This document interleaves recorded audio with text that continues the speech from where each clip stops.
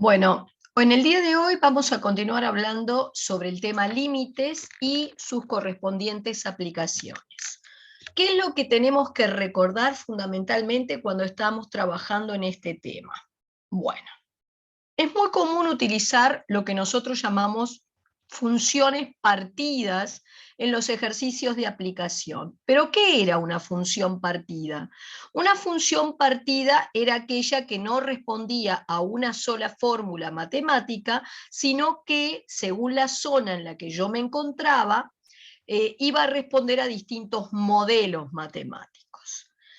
¿Qué era estudiar el dominio de una función? Bueno, el dominio va a venir dado por aquellos valores de la variable independiente para los cuales la función existe. El dominio lo podemos estudiar o determinar de dos formas. Si contamos con la fórmula matemática de la función, bueno, recordando que hay ciertas funciones que presentan problemas de existencia, como son, primero, denominadores que dependen de la incógnita. Segundo, logaritmos en algún lado de la expresión. Y tercero, raíces de orden par. Funciones que tengan alguno de estos tres problemas o más de uno van a tener siempre problemas de existencia porque, por ejemplo, aquellas que tengan un denominador que dependa de la incógnita, para existir deberemos pedir que ese denominador no se anule, porque si el denominador se hace cero, recuerda que dividir por cero no existe en matemáticas. Del mismo modo, funciones que tengan un logaritmo en alguna parte de la expresión también van a tener problemas de existencia. ¿Por qué? Porque el logaritmando va a tener que ser mayor que cero para que ese logaritmo exista, y luego la base de ese logaritmo, un número mayor que cero y distinto de 1. Y por último, las funciones que tengan un símbolo de raíz de orden par, vale decir raíz cuadrada, cuarta, sexta, etcétera, van a tener también problemas de existencia porque para existir deberemos pedirle a la cantidad subradical que sea mayor o igual que cero.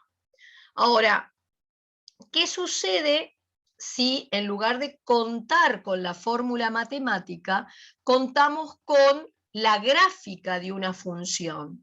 Bueno, el dominio también puede ser determinado a partir de la lectura de lo que sucede sobre el eje de abscisas. Vale decir que si nosotros queremos determinar el dominio a través de la lectura de un gráfico, simplemente vamos al eje de las X y nos fijamos para qué valores de X existe una imagen asociada. Ese será el dominio. El recorrido o rango va a venir dado por el conjunto de las imágenes generadas por esa función. Y si contamos con la representación gráfica, el rango recorrido se va a leer sobre el eje de las Y. Y simplemente voy a ir al eje de ordenadas y me voy a fijar para qué valores de Y encuentro una preimagen asociada. Bueno, ¿qué implicará estudiar el comportamiento de una función? Que es lo que tenemos en este cuarto puntito. Bueno, generalmente cuando ustedes detectan problemas de existencia en una función, por ejemplo, una función que no existe cuando x vale 2, porque en 2 se anula un denominador, por ejemplo, podría interesarnos determinar, bueno, la función no existe en 2, pero quiero saber cómo se comporta la función cuando me arrimo a ese punto problemático desde el lado derecho o desde el lado izquierdo. Para estudiar el comportamiento de la función cuando te arrimás al problema por los dos lados, lo que vas a hacer es estudiar el límite de la función cuando x tienda a ese punto problemático, por derecha o por izquierda. Así que ahí introducimos la herramienta límite para analizar el comportamiento de la función. Y justamente esta expresión que ustedes ven acá en el recuadro, límite de f de x cuando x tiende a nos da b, significa que cuando la variable independiente, que según esta notación es x, tiende al valor A, o sea, cuando la X va a tomar valores tan próximos al A como uno quiera, pero no toma nunca exactamente el valor A, entonces lo que hacemos es obtener que el correspondiente f de x va a aproximarse al valor b. El valor b, que es el resultado de un límite, se va a leer sobre el eje de ordenadas. Los límites laterales eran justamente entonces cuando indicamos por qué lado nos estamos arrimando a ese punto de estudio. Si el índice superior es un signo de más, significa que vos te vas a arrimar a ese valor de la variable independiente por el lado derecho, por acá. Y si colocamos un signo de menos como índice superior en una tendencia, significa que me voy a arrimar a dicho valor por el lado izquierdo. ¿Tá? Tal como indica este croquis, entonces, límite de f de x cuando x tiende a más, significa que te vas a arrimar a la a por el lado derecho. Y esta otra simbología significa que la X va a ir tomando valores cada vez más próximos a A, pero venimos arrimándonos por el lado izquierdo. Estos son entonces límites laterales.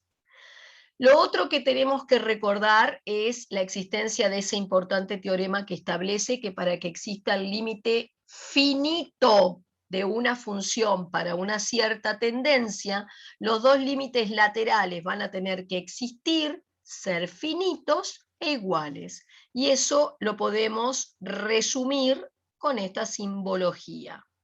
Va a existir el límite de f de x cuando x tiende a A, finito, faltaría haber agregado aquí, si solo si el límite de f de x cuando x tiende a A por derecha coincide con el límite de f de x cuando x tiende a A por izquierda, y ambos son finitos, o sea, dan un resultado numérico que puede incluir el valor 0, lo que no pueden dar son infinitos.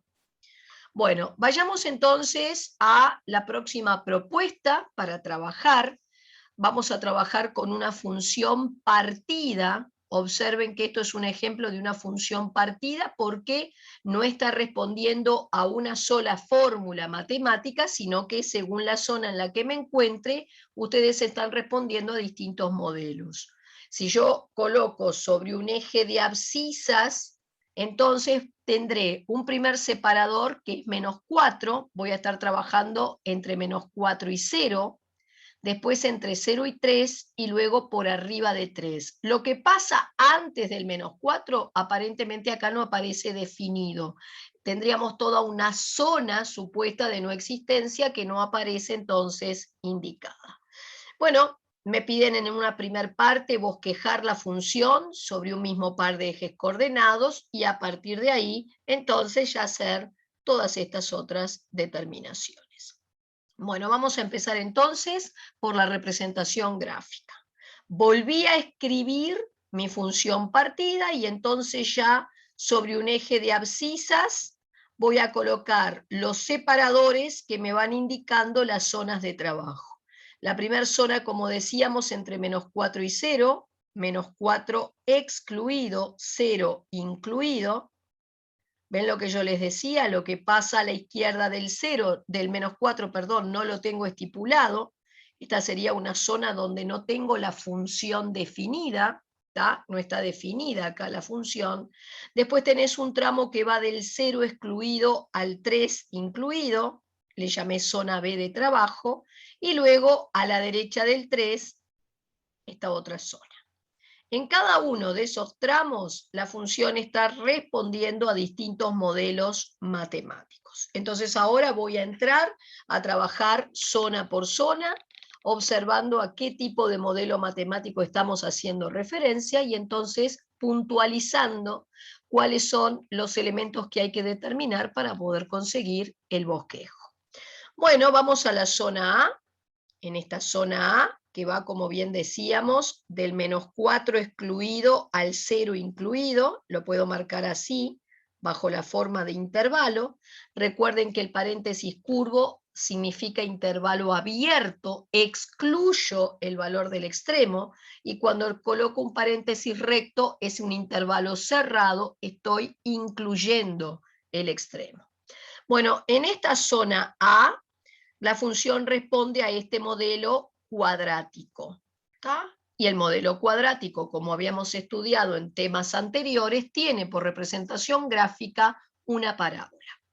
¿Qué le determino yo a una parábola para poder dibujarla? Bueno, en primer lugar, voy por las raíces de esa parábola, como está indicado acá. Para hallarle las raíces, tú tomás el modelo cuadrático y lo igualás a 0. Y el método que tenemos para hallar las raíces de una función cuadrática completa sería el método de Bhaskara. Recuerden que esta sería la fórmula general del modelo cuadrático, a identificar en mi caso cuánto vale el A, el B y el C. Bueno, el A es lo que multiplica el X2, en tu caso sería un -2, el B es lo que multiplica la X y el C es el término independiente. Con este valor de A, B y C voy a reemplazar en la fórmula entonces de Bhaskara y voy a ir operando para obtener las correspondientes raíces. Siguiente paso, hacer un estudio del signo. Ustedes van a colocar sobre lo que sería un eje de abscisas las dos raíces que determinaron y van a arrancar a la derecha, siempre a la derecha, por tratarse de una función polinómica, con el signo del término de mayor grado, que en tu caso es negativo. Por eso arranqué con un menos, paso por una raíz cambio, paso por una raíz cambio. Y esto ya me permite ir a empezar a transportar a un croquis. Vas a colocar en punteado por donde están las raíces rectas paralelas al eje de las Y. Marcamos fuerte sobre el eje de las X los puntos, ahí por ahí corta el gráfico al eje de las X. Y bueno, del 1 a la derecha el signo es menos, futuro dibujo por debajo del eje, por eso tacho prolijamente lo contrario. Entre -3 y 1 el signo es más, dibujo por arriba, tú tachás lo contrario, y del -3 a la izquierda el signo es menos, dibujo por debajo, tacho lo contrario. Y ahí empiezo a evidenciar las zonas por donde espero que vaya pasando el futuro dibujo. El vértice, bueno, el vértice tenía una abscisa, un valor de X, que era -b sobre 2a. Este menos no quiere decir que siempre vayas a colocar un número negativo, sino que significa mi b con signo contrario. Fíjate que tu b era -4, así que acá vamos a poner 4. Y es sobre 2a. Así que hacemos cuenta si me queda -1. Recuerden que la X del vértice siempre es punto medio entre las dos raíces.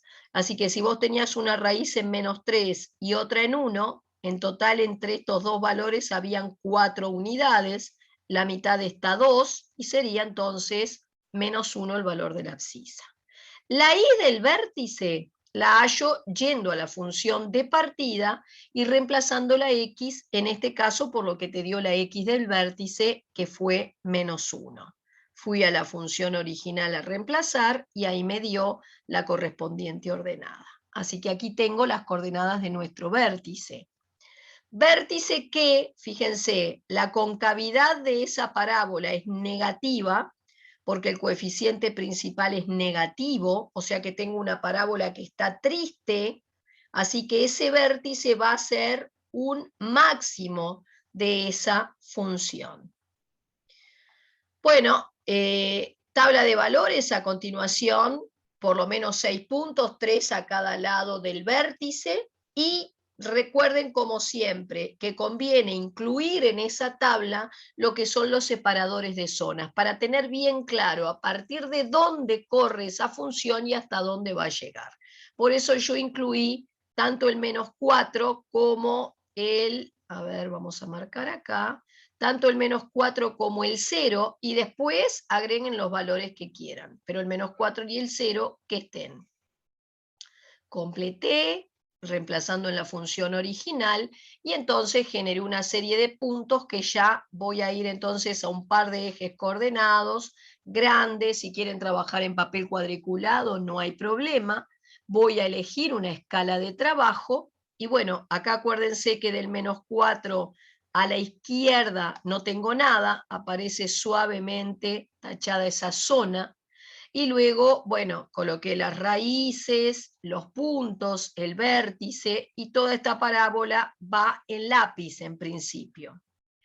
¿Qué pinto de esa parábola después? Bueno, lo que cae dentro de la zona A, es decir, la porción que está comprendida entre -4 y el 0 incluido, por eso termino en un punto. ¿Sí? ¿Ven acá?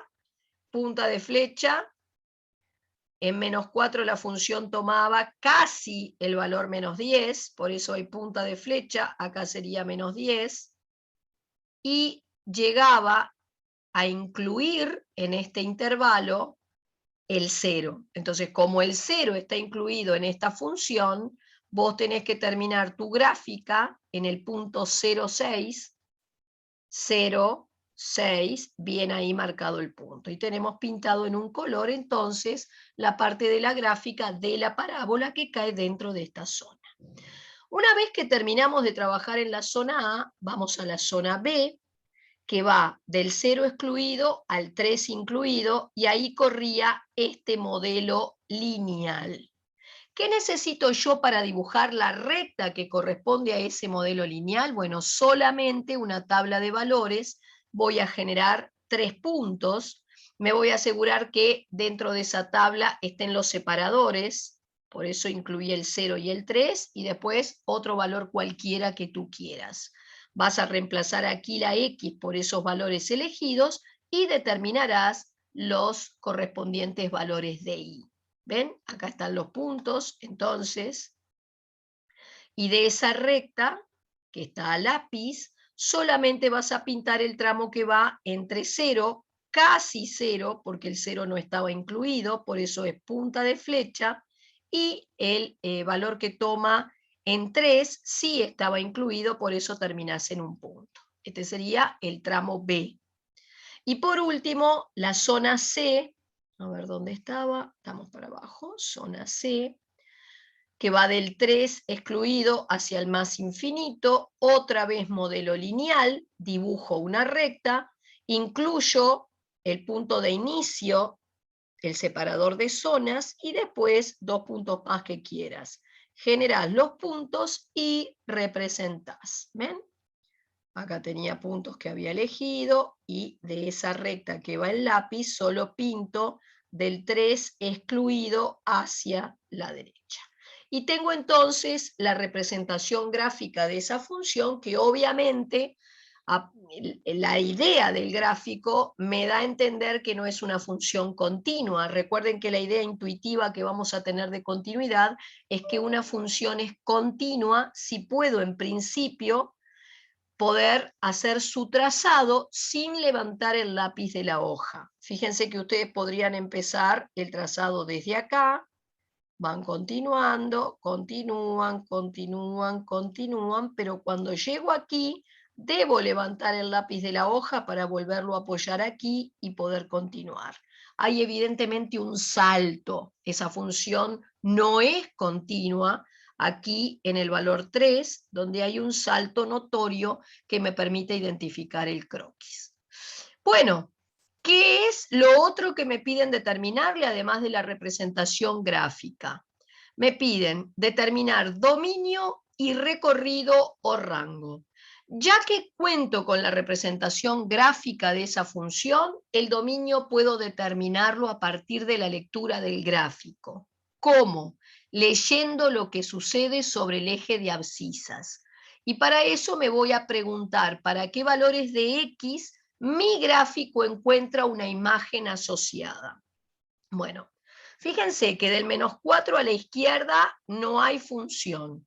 O sea que tu dominio arranca en el -4 incluido, porque en -4 sí hay un valor de Y asociado, o casi, perdón, En menos 4 lo voy a tener que excluir porque acá hay punta de flecha. La función, cuando la x vale menos 4, no existe o no tengo definido un valor cuando la x vale menos 4. Lo que sí sé, ven que el menos 4 no está incluido en el dominio, lo que sí sé es que cuando me aproximo a ese menos 4, la función tiende a tomar el valor 10, pero en menos 4 exactamente no tengo un valor de i, o sea, una imagen asociada.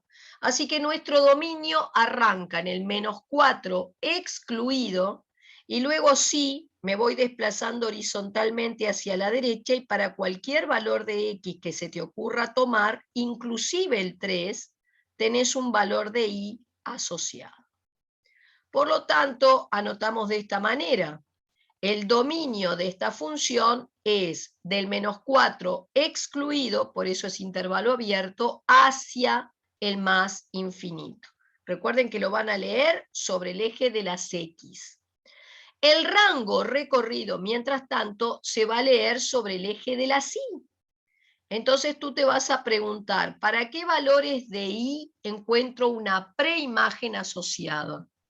No te olvides que esta parte continúa indefinidamente hacia abajo, entonces yo puedo venir del menos infinito subiendo y siempre encuentro un valor de x que le corresponde. Por ejemplo, cuando tenés un valor de i por acá abajo, no tengo dibujo hacia este lado, pero sí encontraría uno hacia acá, porque esto continúa indefinidamente hacia abajo. O sea, para cualquier valor de i, desde el menos infinito hacia arriba, hasta el valor 9 incluido, encuentro preimagen asociada. Para valores de i por arriba del 9, sí que no encontrás dibujo asociado, ni para el lado derecho ni para el lado izquierdo. ¿Cómo voy a anotar eso? Bueno, simplemente voy a anotar que nuestro recorrido es el intervalo que va del menos infinito hasta el 9 incluido. Por eso termina en un paréntesis recto. ¿Qué más pide este ejercicio? Bueno, vamos a ver. Determinar la imagen de menos 2. ¿Se acuerdan que nosotros habíamos dicho que cuando trabajamos con funciones, uno tiene siempre dos conjuntos en juego? Un conjunto de partida, al cual le llamo dominio, ¿tá? Y un conjunto de llegada, al cual le llamo codominio. La función enlaza o conecta cada elemento del conjunto de partida. Cada elemento del conjunto de partida sería cada preimagen, con una imagen en el conjunto de llegada. Pueden haber en el conjunto de llegada elementos que no fueron asociados a nadie en el conjunto de partida.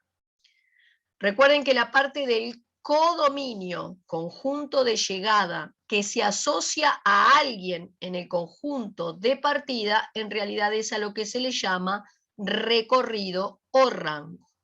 Muy bien. Si yo te pido entonces hallar la imagen sería un valor de i. Ergo, si te estoy pidiendo un valor de i, este otro valor que te doy debe ser la x que está asociado con ese valor de i. O sea que yo conozco x, vale menos 2, y quiero la imagen, o sea la i que le corresponde. Bueno, simplemente lo que vas a hacer, si vos tenés el valor de la x, ahí va, conozco la x, quiero el f de menos 2, o sea, el i asociado a esta preimagen, voy a la función de partida, observen que cuando la x vale menos 2, ahí va, el menos 2 cae en la zona A, o sea que para hallar el i asociado a una preimagen que es menos 2, tengo que reemplazar en lo que sería el f sub a, porque menos 2 cae en la zona A. O sea que para hallar f de menos 2, tenés que hacer f sub a de menos 2 y cambiar aquí todas las x por menos 2, con mucho cuidado a la hora de efectuar las cuentas porque le erro en un signo y marcho, ¿verdad? Así que vas al F sub A, porque el menos 2 cae en la zona A. Y este es el valor de ordenada que le corresponde. Simplemente puedo chequearlo a través del dibujo si lo hice a escala. Cuando la X vale menos 2, subir y ver que efectivamente la Y que tiene asociada, la imagen asociada, es 6. La siguiente pregunta de nuestro problema es determinar la preimagen de 2. Las preimágenes son los valores de X. Entonces, si yo busco un valor de X, este valor que te doy, el 2, debe ser un valor de Y. O sea que en este caso, cuando te piden una preimagen, te piden hallar la X asociado a un Y que es 2. Entonces, ¿cómo voy a plantear eso? Acá.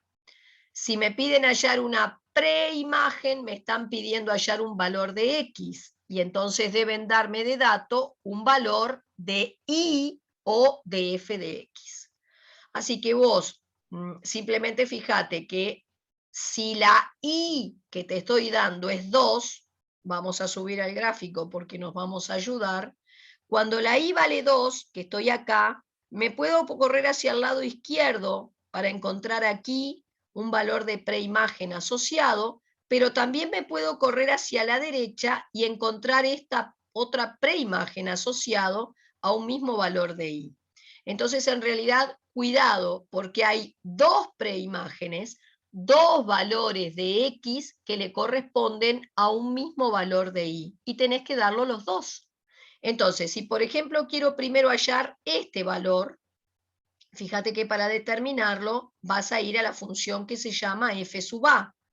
Entonces, yo fui a la f sub a, ¿tá?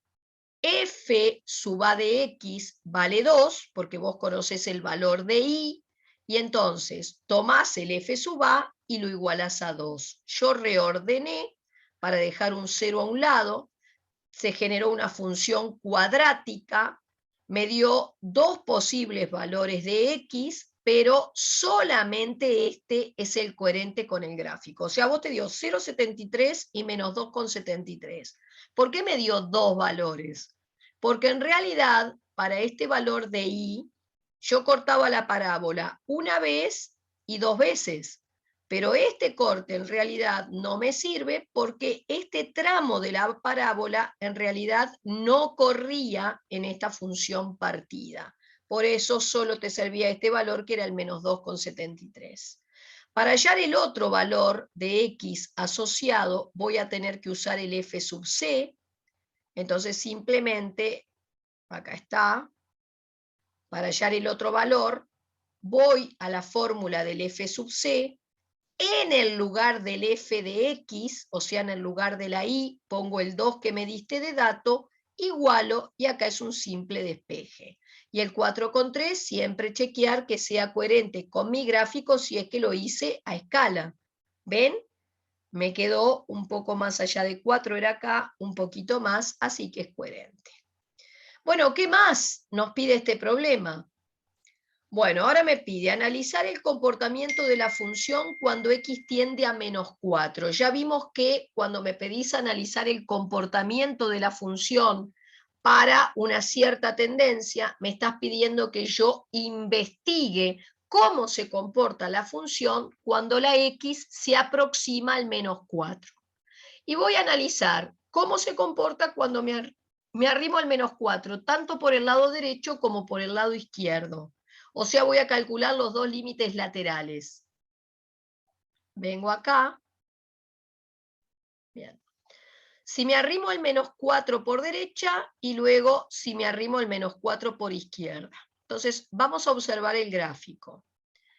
Si me arrimo al menos 4 por izquierda, el límite no va a existir, porque no puedo arrimarme por un lado por donde la función no existe. Así que el límite de la función cuando x tiende a menos 4 por izquierda no existe. Si yo me voy a arrimar al menos 4 por la derecha, me voy a arrimar por una zona donde es válido el modelo f sub a. Así que para calcular el límite cuando x tiende a menos 4 por derecha, vas a tener que usar el f sub a en ese límite. y acá está. Me arrimo por derecha, voy a usar el f sub a, y como cualquier límite voy a reemplazar x por el valor de la tendencia. Ojo que acá primero es la potencia, y luego el resultado por menos 2. Por eso es menos 2 a la 4, menos 4 a la 2, 4 por menos al cuadrado es positivo, menos por menos más, 4 por 4, 16, y recién después por menos 2 para darme un menos 32. Y menos 4 por menos 4 es más 16, por eso hasta acá voy menos 16, más 6, menos 10. Como yo tengo el dibujo, fíjense en que del dibujo, yo sé que si me arrimo al menos 4 por la derecha, el correspondiente f de x tiende a tomar este valor, que era menos 10 en el eje de la Y, y lo está haciendo entrando desde arriba. Por eso sería menos 10 por arriba del horizontal. Y eso es lo que ven acá. Menos 10 por arriba. Y por izquierda no existía. Obviamente que la conclusión va a ser que no va a existir el límite finito de f de x cuando x tienda a menos 4, porque para que existieran los dos límites laterales tenían que existir, ser finitos e iguales, y acá ya uno no existe. En el siguiente ítem de nuestro ejercicio, me piden determinar cómo se comporta la función cuando me arrimo al 0 y luego al 3. Nuevamente voy a hacer lo mismo. Si vos querés que yo analice cómo se comporta la función cuando me arrimo al 0, voy a calcular los dos límites laterales. O sea que voy a calcular límite de la función cuando x tienda a 0 por derecha, que ya sabés que si venís por el lado derecho, vengo por una zona donde es válido el modelo f sub b, pero si voy a estudiar el límite cuando x tiende a 0 por izquierda, voy a venir por una zona donde es válido el modelo A. Y justamente, a ver, fíjense acá antes de dejarlo, si me arrimo al 0 por izquierda, el correspondiente f de x tiende a tomar el valor 6, y lo está haciendo entrando por arriba de la horizontal, o sea que sería 6 por arriba. Y si me arrimo al 0 por la derecha, vengo por acá hacia el 0, el correspondiente f de x tiende a tomar este mismo valor que es 6, y también viene entrando por arriba del horizontal. O sea que este también te va a dar 6 por arriba. Acá lo tenemos. Bueno, obviamente el límite de la función cuando x tiende a 0 por izquierda me dio lo mismo por derecha, y entonces voy a poder concluir que va a existir el límite finito de la función cuando x tiende simplemente a 0, y va a valer lo que te dieron los dos límites laterales.